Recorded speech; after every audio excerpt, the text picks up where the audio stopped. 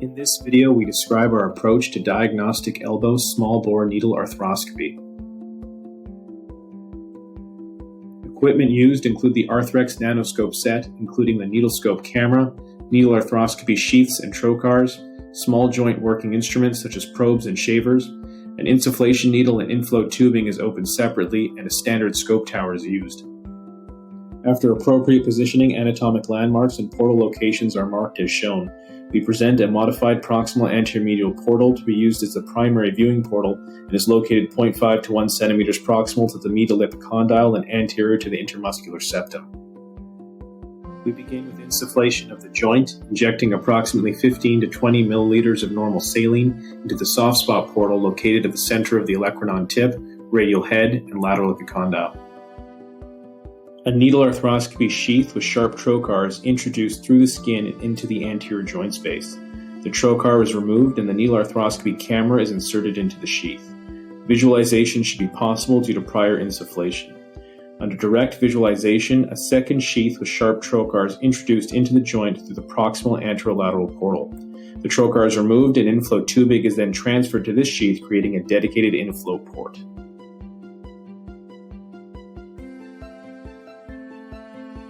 Once the system is established, percutaneous working portals can be made by utilizing the sharp trocar.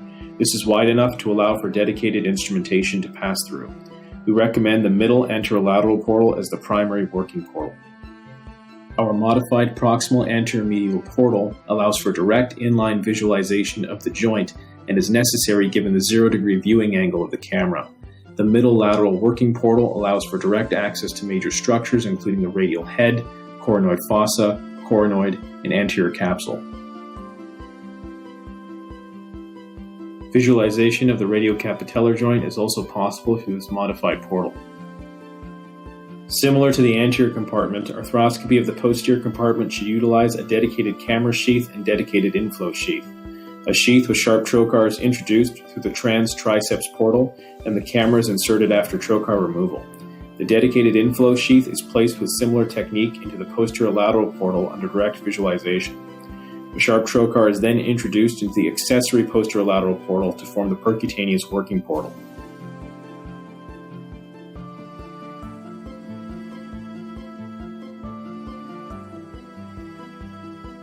A dedicated needle arthroscopy shaver can then be introduced through the working portal to clear away the posterior bursa and fat pad.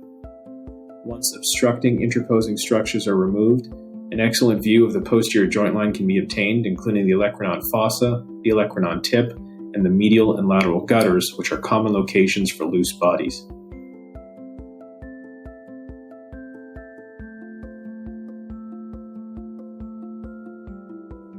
As can be seen here, needle arthroscopy results in minimal soft tissue disruption, with only percutaneous portals required.